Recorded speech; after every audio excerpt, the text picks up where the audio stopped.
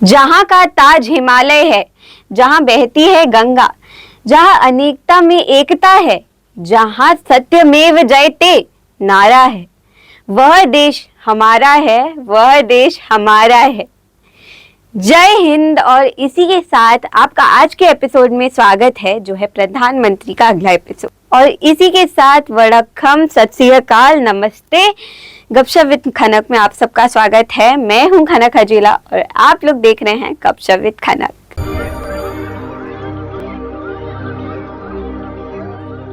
अभी तक हमने देखा कि कैसे जो एक इंसान थे जिनके पास उस समय पावर थी, एक तरीके से भारत को एक डोरी में बांधने की जो कोशिश कर सकते थे, वह इंसान लॉर्ड माउंटबेटन थे। अब लॉर्ड माउंटबेटन के साथ मीटिंग के बाद जब नेहरू जी, सरदार वल्लभ भाई पटेल जी, जब वह राजी हो गए कि हम एक ट्रीटी बना के सारे राजाओं, नवाबों को राजी कर सकते हैं हिंदुस्तान में शामिल होने के लिए, तब उसके बाद एक ट्रीटी ऑफ एक्सेशन, जो ट्रीटी थी जिससे राजा और महाराजा साइन करने के बाद भारत में शामिल हो सकते थे, वह बनाई गई। अब सबसे बड़ी चुनौती, जैसा मैंने आपको पहले बताया, वह ये थी कि राजा और महाराजा जो हैं वह उसे साइन करें। अब राजा और महाराजाओं के तो पर कोई और ही ख्वाब थे। कई महाराजा, राजा, रियासतों के नवाब अपना अलग देश बनाने का ख्वाब देख रहे थे।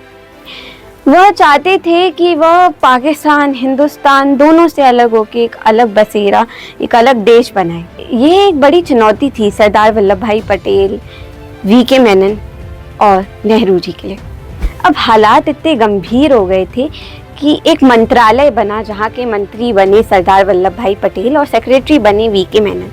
सरदार वल्लभ भाई पटेल ने एक दिन ऑल इंडिया रेडियो पे सारे जो रियासतों के महाराजा हैं, नवाब हैं, उन्हें एड्रेस भी किया, पर उसके बाद भी हालात में ज़्यादा फर्क नहीं आया। आप यह मानेंगे नहीं, पर उस समय भारत की ये हालत थी कि आज़ादी के कुछ हफ्ते दिन पहले भी यही हालत थी कि भारत के कई हिस्से होने वाले थे। और इसी वजह से लॉर्ड माउंटबेटन ने उस समय लेजिस्लेटिव असेंबली में एक दिन सारे महाराजाओं को, नवाबों को एड्रेस किया। अब वो दिन महत्वपूर्ण क्यों था? वह दिन इसलिए महत्वपूर्ण था क्योंकि उस दिन सारे 100 से ज़्यादा महाराजा, नवाब साहब, सारे रियासतों के राजा लॉर्ड माउंटबेटन का इंतजार करते थे। लॉर्ड माउंटबेटन ने ये नहीं कहा कि आप लोग भारत में शामिल हो, उन्होंने सिर्फ फायदे बताए। और यही चीज़ लॉर्ड माउंटबेटन की स्पीच को भारत के हित में लाई और बहुत सारे राज्यों, नवाबों ने उस ट्रीटी पे साइन किया, क्योंकि वह देख रहे थे कि आगे जाके उन्हें कितने फायदे हो सकते हैं।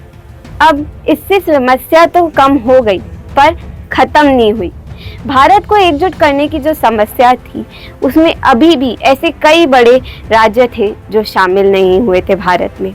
अब मैं आप लोगों से जानना चाहूंगी कि अगर हम सरदार वल्लभ भाई पटेल जी, वी.के. मेनन जी, नेहरू जी की जगह होते, तो हम क्या करते भारत को एकजुट करने के लिए?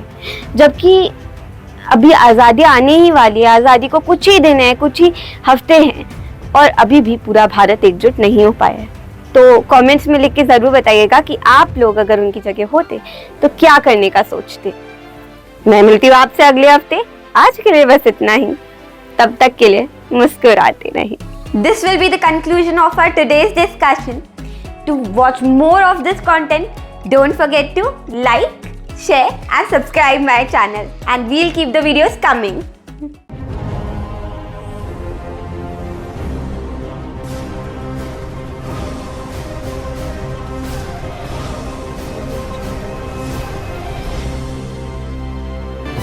A KH production.